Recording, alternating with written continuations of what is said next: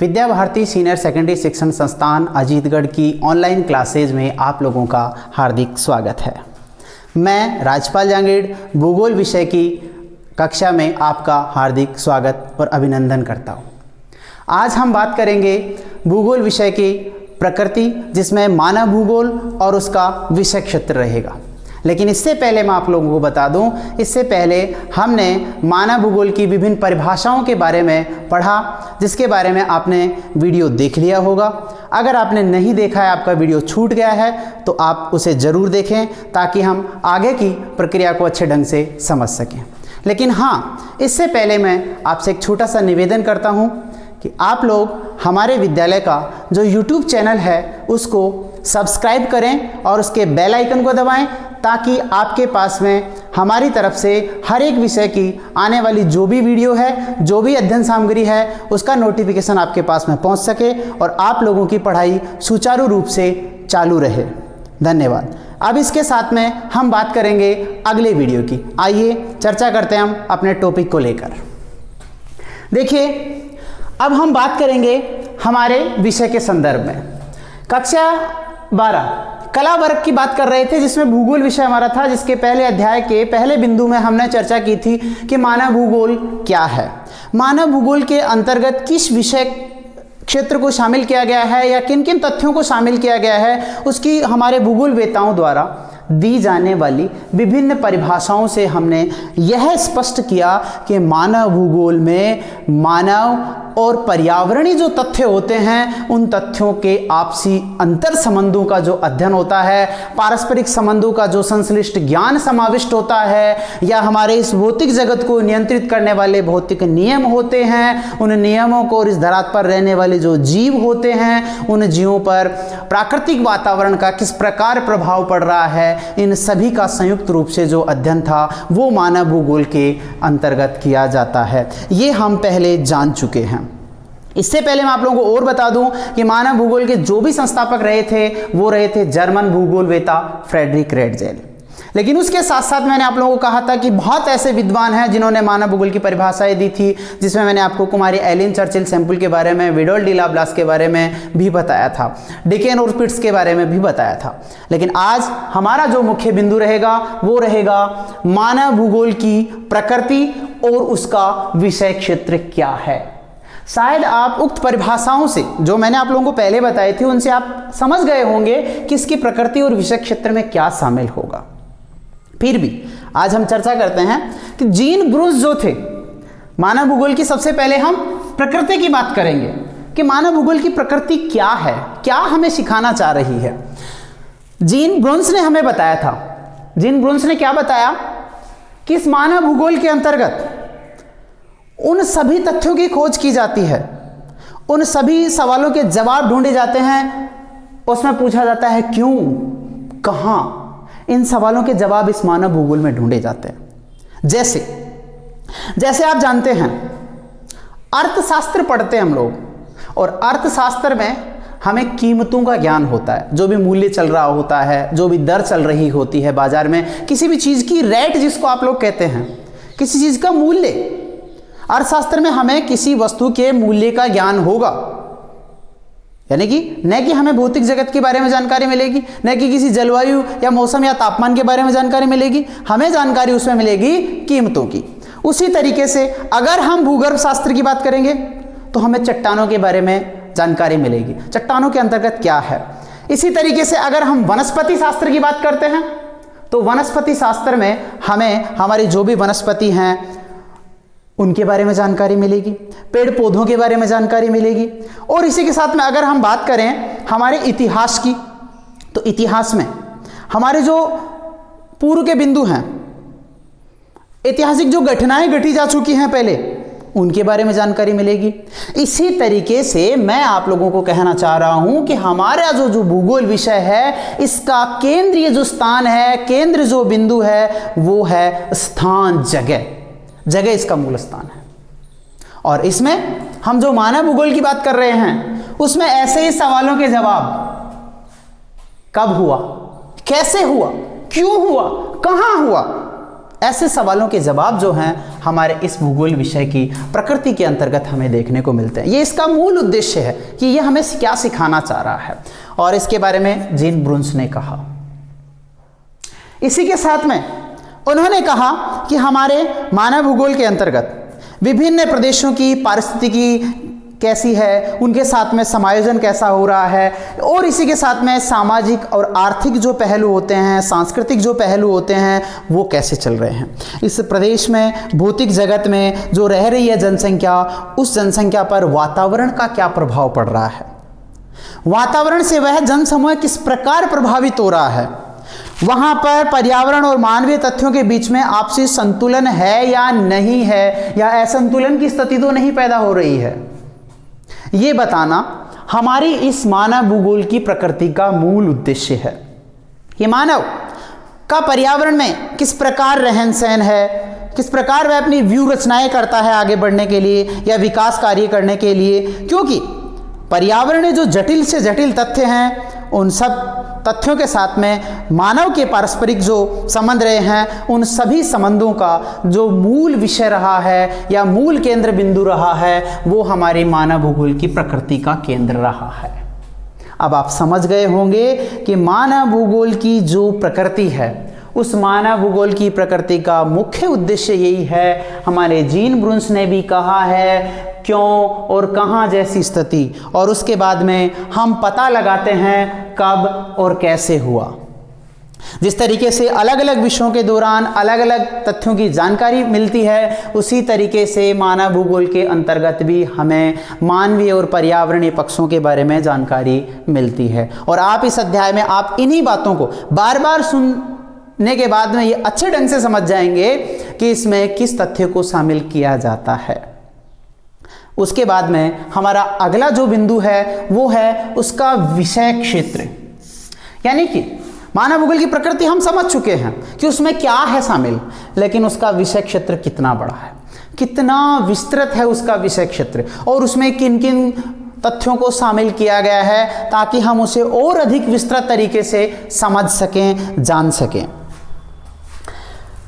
Huntington के अनुसार हमारे मानव भूगोल का जो विषय क्षेत्र रहा है, उस विषय क्षेत्र को हंटिंगटन ने मुख्य रूप से तो दो भागों में विभाजित किया, एक भौतिक दशाएं और दूसरी मानवीय दशाएं। कौन कौन सी दशाएं? एक भौतिक दशाएं और दूसरी मानवीय दशाएं। लेकिन उसी के साथ में उन्होंने सभी तथ्यों को शामिल करते हुए निम्न तथ्य हमारे सामने पेश किए। किसने? हमारे एक भूगोलवेता हंटिंगटन ने हमारे सामने दो मुख्य आधार पेश किए थे, मानवीय दशाएं और भौतिक दशाएं, और उसके बाद में उन्होंने मुख्य विषयों को शामिल करते हुए 6 मुख्य विषय हमारे पास शामिल किए। इन्हीं 6 मुख्य विषय से हमें यह समझाने का प्रयास किया हंटिंगटन ने कि मानव भूगोल की जो विषय क्षेत्र है वह विषय क्षेत्र क्या है, कैसे है, इसके अंतर्गत किन किन तथ्यों को समाहित किया गया है। और जहां तक मेरा मानना है, इन्होंने जो तथ्य हमारे सामने पेश किए हैं, उन तथ्यों से हम मानव भूगोल के विषय क्षेत्र को अच्छे ढंग से समझ पाएंगे। सबसे पहले हम बात करते हैं जनसंख्या। मानव भूगोल के अंतर्गत उन्होंने जनसंख्या को शामिल किया है, और आप भी जानते हैं जो जनसंख्या है मानव है। अगर ये मानव नहीं रहेगा तो अध्ययन किसका करेंगे? अध्ययन करने वाला भी मानव ही है, और अध्ययन मानव अपने फायदे के लिए ही कर रहा है, किसी दूसरे के लिए नहीं कर रहा है। क्योंकि इस जगत में मानव जो भी खोज कर रहा है, जो भी नई तकनीक का निर्माण कर रहा है, या जो भी कुछ कार्य कर रहा है, वो शायद अपने लिए कर रहा है। इस जगत में मानवीय समाज के लिए वह कर रहा है। अगर यहाँ मानव समाज नहीं रहेगा, जनसंख्या नहीं रहेगी, तो फिर अध्ययन करने से क्या फायदा है। इसलिए इन्होंने इस मानव भूगोल में मुख्य पहलू को जनसंख्या के रूप में शामिल किया कि हमारे इस जगत में, पर्यावरण जगत में जो मानव है उसका भी इसमें अध्ययन शामिल किया जाए। और उसके बाद में प्रदेश के प्राकृतिक संसाधन, हालांकि इनके बारे में हम विस्तृत चर्चा करेंगे, लेकिन इससे पहले मैं आपको बता दूं कि कौन कौन से बिंदु इन्होंने दिए। प्रदेश के प्राकृतिक संसाधन, इन्होंने बताया कि हम मानव या हम जहां रह रहे हैं हम जहां रह रहे हैं उस प्रदेश में प्रकृति द्वारा प्रदत्त संसाधन कितने मौजूद हैं और वो कौन कौन से संसाधन मौजूद हैं। तो आप जानते हैं कि हम जहां रहते हैं वहां प्रकृति के आपसी जो भी तथ्य होते हैं या जो भी चीजें होती हैं उनका हम फायदा लेते हैं, उपयोग करते हैं, उनके साथ हम जुड़े हुए हैं, उन पर हम निर्भर रहते हैं, तो उनका होना भी जरूरी है, उनकी जानकारी होना भी जरूरी है। उसके बाद में उन्होंने कहा सांस्कृतिक वातावरण। उन्होंने ये भी कहा कि जो जनसंख्या रह रही है, जो प्राकृतिक संसाधन हैं और उसी के साथ साथ में हमारे सांस्कृतिक वातावरण की गतिविधियां, हमारे मानव निर्मित सांस्कृतिक वातावरण, भौतिक और सांस्कृतिक। भौतिक जगत या प्राकृतिक जगत वो जगत होता है जिसमें प्रकृति से हमें कोई निर्मित वस्तु मिलती है, जैसे पर्वत पठार हैं, उनकी बात करें, पेड़ पौधे हैं, नदियां हैं, ये सारे प्रकृति प्रदत्त हैं। लेकिन मानव ने कुछ किया है, जैसे मान लो घर बनाए, परिवहन के साधन बना लिए, या अन्य कोई औद्योगिक गतिविधि स्थापित कर ली है, तो मानव ने कुछ अपनी तरफ से किया है। तो मानव द्वारा निर्मित जो भी गतिविधियां होती हैं उन सबको हम उस सांस्कृतिक पक्ष के अंतर्गत शामिल करेंगे। और हां, उसके बाद में कालिक अनुक्रम। आप जान रहे हैं कि जनसंख्या भी है, प्राकृतिक वातावरण में भी हम रह रहे हैं और मानव ने भी कुछ किया है, यानी कि सांस्कृतिक वातावरण भी निर्मित हो चुका है। ये सारे पक्ष शामिल हो चुके हैं। लेकिन आप जानते हैं कि किसी भी काम को करने के लिए एक समय की जरूरत होती है, कालिक अनुक्रम। और ये भी आप जानते हैं प्रकृति की एक विशेषता है कि प्रकृति हमेशा परिवर्तनशील है, बदलती रहती है। जैसे मानव स्वभाव भी है ना कई बार बदलने का, उसी तरीके से प्रकृति का एक स्वभाव है कि वो स्थायी नहीं रहती है, कोई भी तथ्य को उसमें समय के अनुसार क्रमबद्ध तरीके से बदलाव या परिवर्तन आता रहता है। तो इसमें भी इन्होंने शामिल किया है कि समय के अनुसार कोई भी वस्तु जो थी वो स्थायी नहीं है, उसमें कुछ ना कुछ परिवर्तन जरूर आ चुका है। और उसके बाद में समायोजन व प्रादेशिक संगठन, ये भी इन्होंने कहा कि हमारे यहाँ पर जिस स्थान या प्रदेश में हम लोग रह रहे हैं और जिस वातावरण में हम रह रहे हैं उसका हमारे साथ में किस प्रकार जो है समायोजन है, संतुलन है या नहीं है। क्योंकि आप जानते हैं मानव इस प्रकृति से जो भी मिलता है उसका कई बार अविवेकपूर्ण तरीके से, जितनी आवश्यकता होती है उतना तो उपयोग करे तो ठीक है, संतुलन बना रहता है प्रकृति का भी, मानव अपने अनुसार उसको समायोजित कर ले, प्रकृति भी उसको अपने अनुसार समायोजित कर सकती है। लेकिन जब मानव अति उपयोग करने लगे, उसका अत्यधिक मात्रा में विदोहन करने लगे, तब समायोजन और संतुलन की जो प्रक्रिया है वो बिगड़ जाती है और असंतुलित विकास के कारण प्रकृति भी असंतुलित हो जाती है। और असंतुलित होने के कारण आप जानते हैं कई प्रकार के दुष्प्रभाव पड़ते हैं। आज आप देख रहे हैं कई औद्योगिक गतिविधियों का विकास हो रहा है या जिसके लिए वनों का विनाश किया जा रहा है, खनन कार्य किए जा रहे हैं, प्राकृतिक जो जीव का जो रहन सहन स्थल होता है उसको भी जो है खनन कार्य के कारण उन जीवों का स्थान बिगड़ता जा रहा है, उनके रहने लायक स्थान नहीं रहा है। इन सब कारणों की वजह से प्रकृति का संतुलन बिगड़ता जा रहा है और प्रकृति का संतुलन बिगड़ने की वजह से हमारे पर्यावरण पर कई दुष्प्रभाव बढ़ते जा रहे हैं। जैसे पर्यावरण प्रदूषण जैसी समस्याएं बढ़ रही हैं, भूमि का अवनयन हो रहा है या भूमि निम्नीकरण हो रहा है, ये सारा जो है समायोजन नहीं होने की वजह से हो रहा है। और उस प्रदेश में हमें ये भी सहायता मिलती है, हर एक प्रदेश में जो भी मानव काम करता है उस पर वातावरण की जो एक छाप बन जाती है, मानवीय जो गतिविधियां होती हैं उनकी एक विशेष प्रकार की छाप बन जाती है। और उसके बाद में बात करते हैं हम अन्य प्रदेशों से संबंध। मानव का जो है या हम जहां जिस प्रदेश में रह रहे हैं, एक प्रदेश से दूसरे प्रदेश के साथ में किस प्रकार के जो हैं वो संबंध होते हैं। एक ही प्रदेश कि दूसरे प्रदेश के साथ में निर्भरता कितनी है, इन सब तथ्यों को इसके अंतर्गत शामिल किया गया है। और शायद आप समझ पाए होंगे कि उन्होंने संपूर्ण तथ्यों को इसके अंतर्गत शामिल किया गया है, जिसमें जनसंख्या से लेकर प्राकृतिक तथ्यों को लेकर, मानवीय तथ्यों को लेकर और समय के अनुसार उसकी जो गतिविधियां होती है उनको लेकर, और उनका समायोजन और अन्य प्रदेशों के साथ में किस प्रकार के संबंध रहे हैं, इन सभी तथ्यों का जो है उन्होंने सम्मिलित रूप से अध्ययन किया है और अपने मुख्य विषय क्षेत्र में शामिल किया है। और अब हम बात करेंगे इसके अंतर्गत विस्तृत रूप से इन्हीं तथ्यों की। सबसे पहला हमारा बिंदु रहेगा कि जनसंख्या के अंतर्गत अब उन्होंने कौन कौन से तथ्यों को शामिल किया है। जनसंख्या आप देखते हैं कि इसका वितरण सभी जगह समान नहीं है। विश्व में जनसंख्या का वितरण कहीं भी समान नहीं है।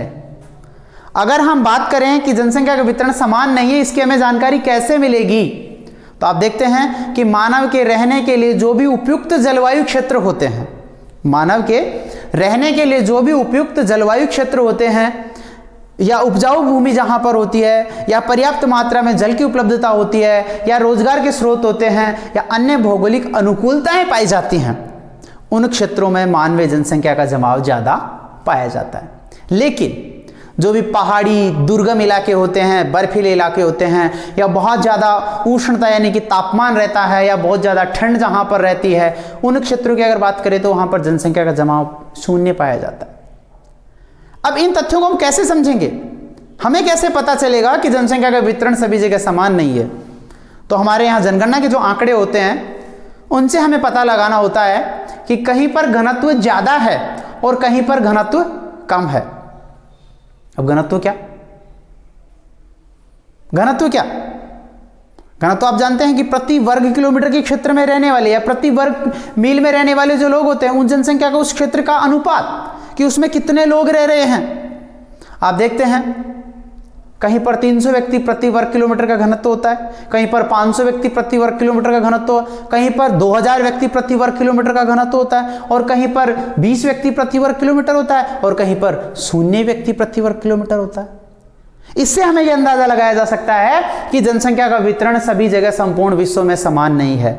और विश्व की बात कर लो, चाहे भारत की बात कर लो, चाहे राजस्थान की बात कर लो, हर जगह जनसंख्या का वितरण समान नहीं है।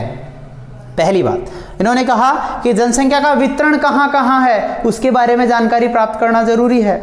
इसी के साथ में जो भी जनसमूह हैं, और विशेष रूप से प्रवास, प्रवास आप जानते हैं क्या होता है? प्रवास, प्रवास भी जनसंख्या की गतिविधियों को प्रभावित करता है, क्योंकि जनसंख्या का ही प्रवास हो रहा है। प्रवास का मतलब क्या होता है मैं आप लोगों को बता देता हूं।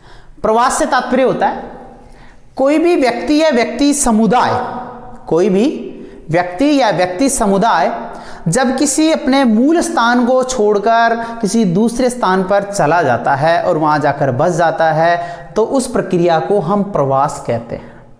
हालांकि प्रवास का जो बिंदु है उसका आगे आने वाले जो अध्याय होंगे हमारे, उसमें हम विस्तृत चर्चा करेंगे, क्योंकि प्रवास से कई प्रकार के संतुलन असंतुलन की स्थिति बन जाती है, कई प्रकार के परिणाम इससे पर्यावरणीय, सामाजिक, आर्थिक, राजनीतिक कई तरह के परिणाम इस पर देखने को मिलते हैं। लेकिन अभी मैं आपको यहाँ बता देता हूँ कि प्रवास क्या है। तो जैसे आपको बताया कि कोई भी व्यक्ति या व्यक्ति समुदाय जब किसी मूल स्थान को छोड़कर किसी दूसरे स्थान पर जाकर बस जाता है, तो उस प्रक्रिया को हम प्रवास कहते हैं। ये मौसमी भी हो सकता है या स्थायी प्रवास भी हो सकता है। अब इसमें भी दो बातें होती हैं, प्रवास में भी उत्प्रवास और अप्रवास। एक होता है उत्प्रवास और दूसरा होता है अप्रवास।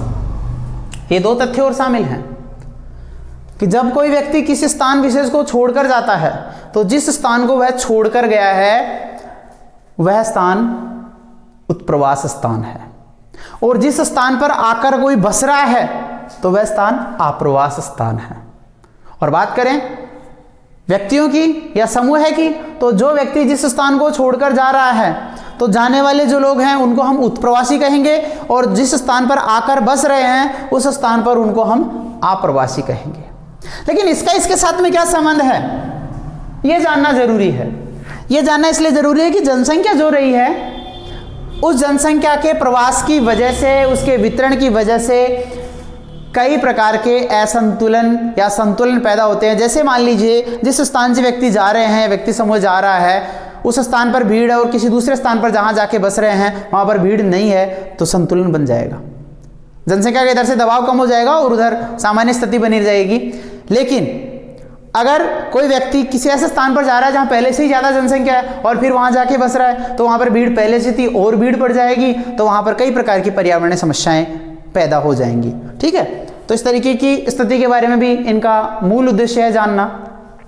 और उसके बाद में है उनके ऐतिहासिक परिप्रेक्ष्य के में चर्चा करना, यानी कि मुख्य रूप से हम बात करें तो जनसंख्या का वितरण या उसके जो समूह हैं या प्रवास की प्रक्रिया है या जो ऐतिहासिक परिप्रेक्ष्य होते हैं, उन सभी तथ्यों को इसके अंतर्गत शामिल किया गया है और ये मानव भूगोल का जो है वो मुख्य विषय क्षेत्र रहा है। और उसके बाद में हम अगले बिंदु की ओर बढ़ते हैं। अगला बिंदु है प्रदेश के प्राकृतिक संसाधन।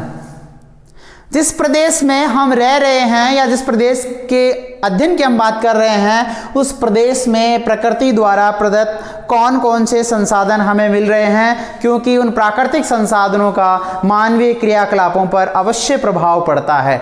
और प्राकृतिक संसाधनों के अंतर्गत मैं आप लोगों को बता दूं, जैसे भूमि, जल, ये क्या है?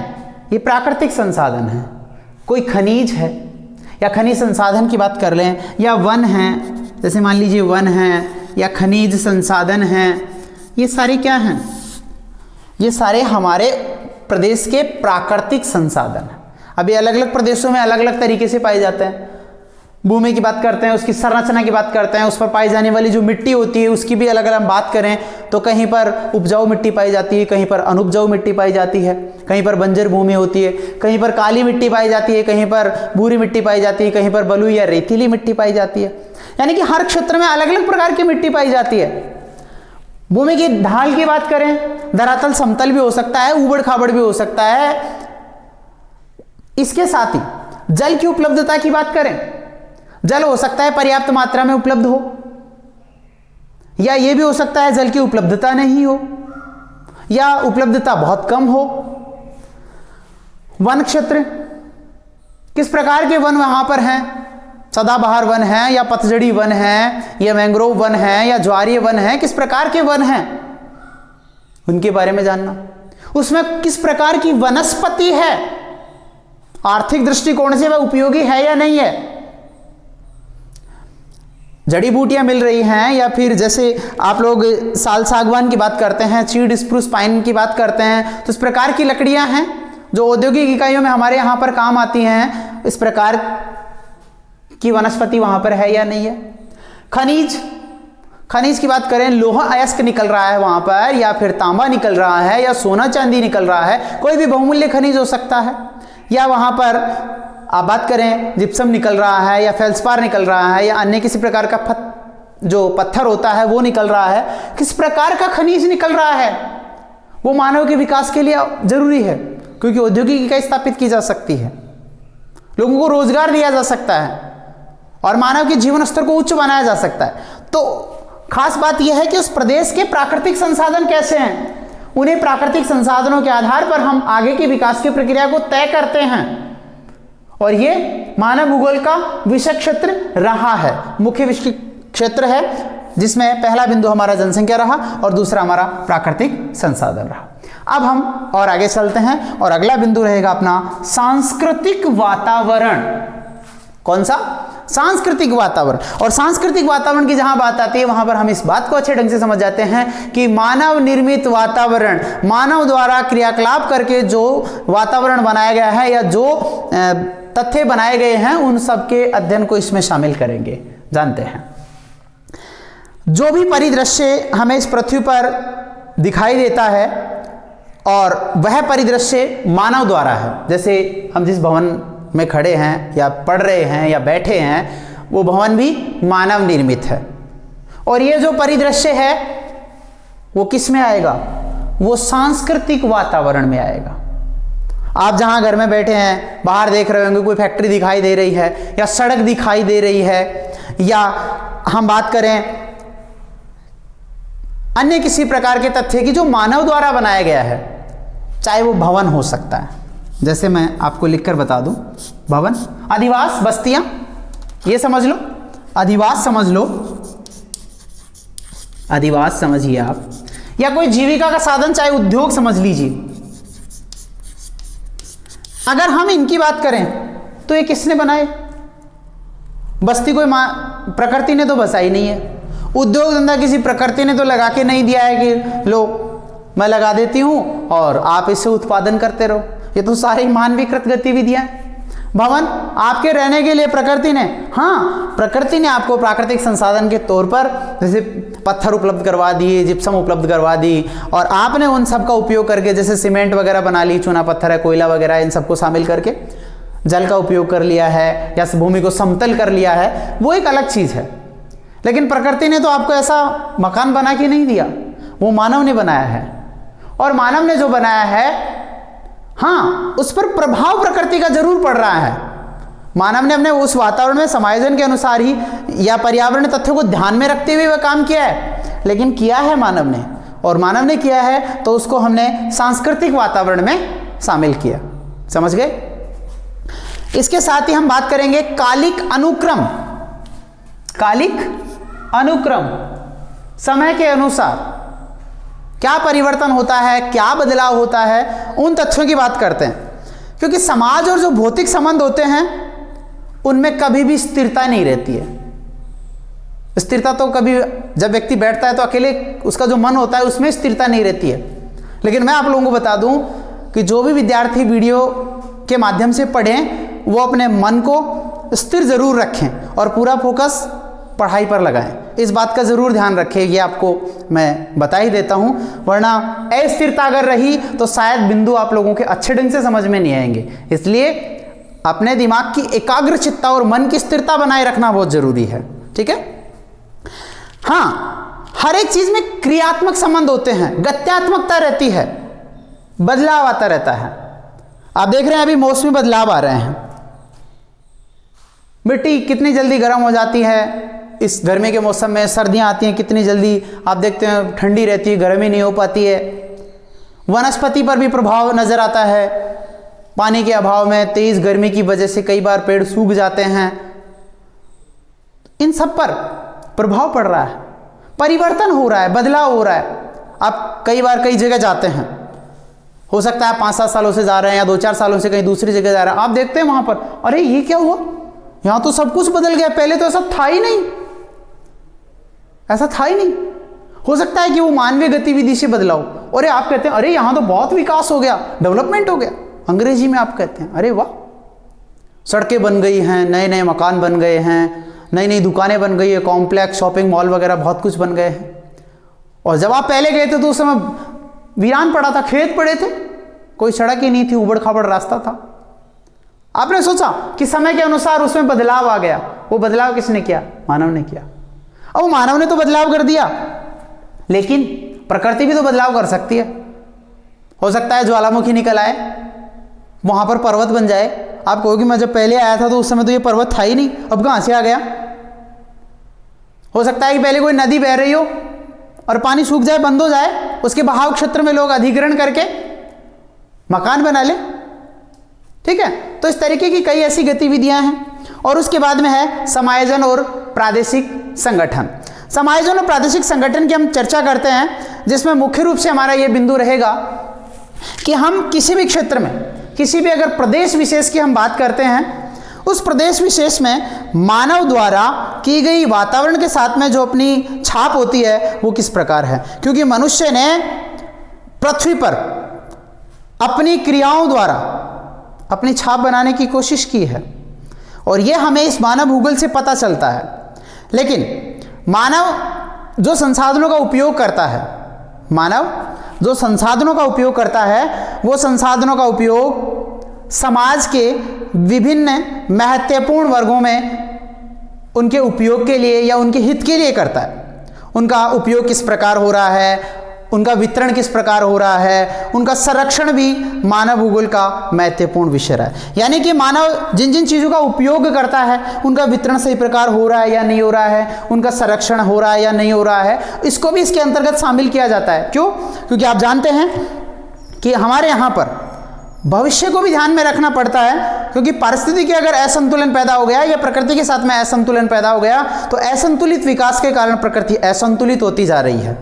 आज मानव क्या हो रहा है? असंतुलित विकास कर रहा है, और असंतुलित विकास से प्रकृति भी असंतुलित हो गई, जिसमें हमारे यहाँ पर वातावरण में आप देख रहे हैं बहुत सी ऐसी समस्याएं आ रही हैं। वातावरण अवनयन की समस्याएं आ रही हैं, प्रदूषण की समस्याएं आ रही हैं, और ये भी मानव भूगोल का एक अभिन्न अंग रहा है। और अंतिम बिंदु हमारा जो रहा है वो है अन्य प्रदेशों के साथ में किस प्रकार संबंध है। आप देखते हैं पृथ्वी पर मानव एकाकी नहीं है, अकेला कुछ नहीं कर सकता है, एक दूसरे के साथ में मानव के संबंध जुड़े होते हैं, एक दूसरे प्रदेश के लोगों की निर्भरता बनी रहती है, और ऐसे ही विभिन्न क्षेत्रों में ये निर्भरता बनी रहती है, चाहे वो आर्थिक गतिविधि हो, चाहे वो सामाजिक हो या सांस्कृतिक हो या राजनीतिक हो, सभी तथ्यों की निर्भरता आपस में एक दूसरे प्रदेश के साथ में बनी रहती है। और इन सभी संबंधों का अध्ययन इस मानव भूगोल के विषय क्षेत्र में शामिल किया गया है। आप लोगों को मानव भूगोल की प्रकृति और इसका विषय क्षेत्र और इसके हंटिंगटन के अनुसार बनाए गए विषय क्षेत्र को हम अच्छे ढंग से समझ पाए हैं, और हम ये समझने का प्रयास करेंगे अब तक हमने इस विषय के अंतर्गत क्या क्या जान लिया है, यानी कि किन किन बिंदुओं की हम लोगों ने चर्चा कर ली है। मैं एक बार आप लोगों को रिवाइज करके फिर से बता देता हूं। जैसे मानव भूगोल में सबसे पहले हम लोगों ने उसके शुरुआत के बारे में, उसके उद्भव के बारे में या उसके प्रादुर्भाव के बारे में चर्चा की, और उसके प्रादुर्भाव के बारे में हमने ये माना कि इसकी शुरुआत जो हुई है वो 18वीं शताब्दी से हुई है। उसके बाद में उसके संस्थापक जो माने गए या मुख्य उसके जो समर्थक रहे हैं वो फ्रेडरिक रेटजेल रहे, और उन्होंने अपनी पुस्तक, और उनकी पुस्तक जो थी उन पुस्तक का नाम था एंथ्रोपोजियोग्राफी, और एंथ्रोपोजियोग्राफी जो पुस्तक रही है उस पुस्तक के अंतर्गत उन्होंने एक परिभाषा शामिल की थी, और परिभाषा में शामिल था कि मानव भूगोल में मानव समाजों और धरातल के आपसी अंतर संबंध जो होते हैं उन संबंधों का अध्ययन शामिल किया जाता है, यानी कि धरातल और मानवीय पक्षों को इसमें शामिल किया जाता है। और उसके बाद में कई अन्य विद्वान भी हो रहा है, जिसमें बिडल्डी लाप्लास थी, और उनकी नियतिवाद की जो समर्थक रही है, यानी कि फ्रेडरिक रेटजेल ने जो विचारधारा दी है, आगे आने वाले वीडियो में आप लोगों को बताऊंगा मानव भूगोल के विकास क्रम की और उसकी विचारधाराओं के बारे में चर्चा करेंगे। तो उसमें मैं आप लोगों को बता दूंगा कि हमारे जो फ्रेडरिक रेटजेल, जिसको एक संस्थापक माना जा रहा है, जो एक जर्मन भूगोलवेता रहे हैं, इन्होंने विचारधारा दी थी, और वो विचारधारा थी नियतिवादी विचारधारा। और इस विचारधारा की समर्थक उनकी जो शिष्या रही है कुमारी एलिन चर्चिल सैम्पुल, जो कि एक अमेरिकन भूगोलवेता है, वो इनकी मुख्य समर्थक रही है। और इसी के बाद में जो संभववादी विचारधारा आई उसके समर्थक भी रहे हैं बिडोल्डी लाप्लास हैं। इसके बाद में एक विचारधारा और आई थी रुको और जाओ निश्चयवाद, नवनिश्चयवाद और वैज्ञानिक निश्चयवाद, उसके समर्थक रहे थे ग्रिफिथ टेलर। तो इन विचारधाराओं के बारे में हम आगे आने वाले वीडियो के अंतर्गत विस्तृत रूप से चर्चा करेंगे, और इसमें हम लोगों ने विभिन्न परिभाषाओं के बारे में चर्चा की, मानव भूगोल की प्रकृति के बारे में चर्चा की, और मानव भूगोल के विभिन्न विषय क्षेत्र में कौन कौन से तथ्यों को शामिल किया गया, इन सभी तथ्यों की चर्चा की। और आप लोगों को यह भी बताया गया कि परीक्षा के दौरान किस प्रकार के जो है प्रश्न पूछे जाते हैं और उनका जवाब किस प्रकार लिखा जाता है। जैसे मानव भूगोल की परिभाषा दे दी जाती है और उस भूगोलवेता का नाम पूछ लिया जाता है, ठीक है, या फिर कई बार ये होता है कि भूगोलवेता का नाम देकर उसकी परिभाषा लिखी ली जाती है। लेकिन अब तक की अगर हम बात करें तो हमें यही समझ में आया है कि मानव भूगोल की परिभाषा देकर उस भूगोलवेता का नाम पूछ लिया जाता है, और अक्सर पिछले कई प्रश्न पत्रों में ये देखने को आपको मिल जाएगा। ठीक है, आप समझ पाए होंगे यहाँ तक। और उसके बाद में अगली वीडियो में हम मानव भूगोल के विकास क्रम और उसकी विचारधाराओं की चर्चाएं करेंगे। धन्यवाद।